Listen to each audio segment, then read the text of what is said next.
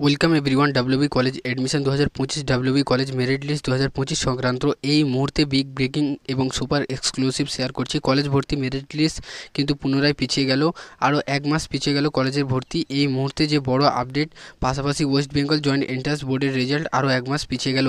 কলেজে ভর্তি থেকে শুরু করে বিভিন্ন পরীক্ষার ফর্ম ফিল আপ থেকে শুরু করে যে বিভিন্ন এন্ট্রান্সের ফর্ম ফিল আপ থেকে শুরু করে ডাব্লিউবি যে ফর্ম ফিল আপ কিন্তু আরও এক মাস পিছিয়ে গেল। বিস্তারিত তথ্য শেয়ার করছি। তার আগে বলছি, যারা আমাদের চ্যানেলে নতুন ভিডিও দেখছো এখনই সাবস্ক্রাইব করো, পরবর্তী আপডেটগুলির জন্য এখনই সাবস্ক্রাইব করো, পাশে থাকা বেল আইকনটি প্রেস করো এবং ভিডিওটা প্রচুর শেয়ার করে দাও। তো কলেজে ভর্তি নিয়ে তোমরা কিন্তু অধীর আগ্রহে অপেক্ষা করছো কবে কলেজের ভর্তি শুরু হবে।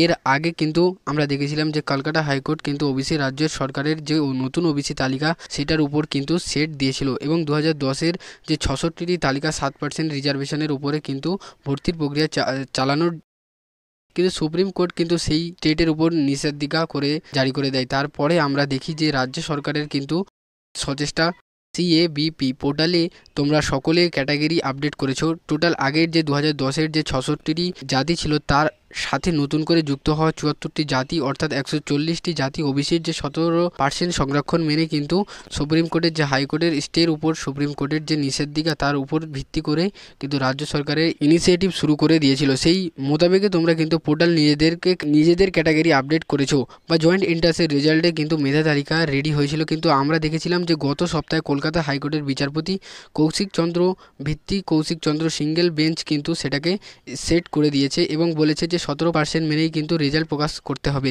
ফল প্রকাশ করতে হবে 7% নিয়ম মেনে। অর্থাৎ 2010-এর 66টি যে জাতি রয়েছে তাদেরকে নিয়ে কিন্তু ফল প্রকাশ করতে হবে এবং 15 দিনের মাথায় কিন্তু ফল প্রকাশ, অর্থাৎ 22শে আগস্টের মধ্যে ফল প্রকাশের কথা কিন্তু তিনি বলেছিলেন। পরবর্তী কিন্তু রাজ্য সরকারের সেটা মানবে না, কারণ রাজ্য সরকারের যদি সেটা মানতো তাহলে অনেক আগেই কিন্তু জয়েন্টের ফল বেরিয়ে যেত এবং অবশ্যই সকলকে নিয়েই চলতে হবে, কারণ যে শুধুমাত্র 2010-এর যে 66টি লিস্ট রয়েছে তাদেরকে নিয়ে চললে কিন্তু নতুন যে 74টি যে জাতি তারা কিন্তু বঞ্চিত হবে। সুতরাং সকলের কথা মাথায় রেখে রাজ্য সরকারের কিন্তু পুনরায় সুপ্রিম কোর্টে তারা হচ্ছে যাই এবং সুপ্রিম কোর্টের কিন্তু এটা হিয়ারিং ছিল। গতকাল হিয়ারিং হওয়ার কথা ছিল, কেসটি কিন্তু ওঠেনি এবং কেসটি পিছিয়ে দেওয়া হয় এবং রাজ্য সরকারের পক্ষ থেকে পুনরায় আমরা সকলেই জানি যে সুপ্রিম কোর্টের কাছে দ্রুত যাতে হিয়ারিং এই সপ্তাহে যদি হিয়ারিং হয় তার আর্জি জানানো হয়।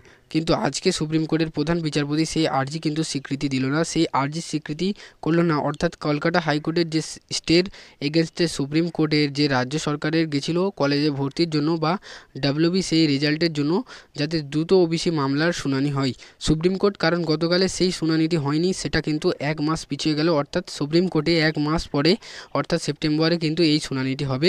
স্বাভাবিকভাবেই এই মুহূর্তে কিন্তু অনিশ্চয়তা তার মুখে পড়ে গেল। কলেজে ভর্তি থেকে শুরু করে ডাব্লিউবি যে রেজাল্ট থেকে শুরু করে একাধিক এন্ট্রান্সের ফর্ম ফিল আপ থেকে শুরু করে সমস্ত পরীক্ষা কিন্তু অনিশ্চয়তার মুখে পড়ে গেল। এই মুহূর্তে বিগ ব্রেকিং এবং সুপার এক্সক্লুসিভ আপডেট শেয়ার করে দিচ্ছি। কলেজে ভর্তির মেধা তালিকা থেকে শুরু করে ডাব্লিউবি যে রেজাল্টের থেকে শুরু করে একাধিক প্রক্রিয়া কিন্তু অনিশ্চিত হয়ে গেল। এই মুহূর্তে যে breaking news super exclusive update share করে দিচ্ছি। ওবিসি মামলা নিয়ে রাজ্যের দুটি শুনানি রাজ্যে মানলেন না প্রধান বিচারপতি, এক মাস পরেই শুনানি হবে সুপ্রিম কোর্টে।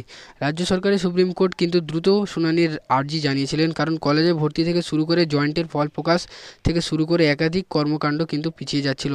সেই মোতাবেকে কিন্তু সুপ্রিম কোর্ট যেটা আর্জি মানলেন না, এক মাস পরেই শুনানি হবে। ওবিসি শংসাপত্রের বিজ্ঞপ্তি সংক্রান্ত মামলায় কলকাতা হাইকোর্টের নির্দেশিকা চ্যালেঞ্জ করে সুপ্রিম কোর্ট প্রধান বিচারপতির দৃষ্টি আকর্ষণ করেছিল রাজ্য সরকার।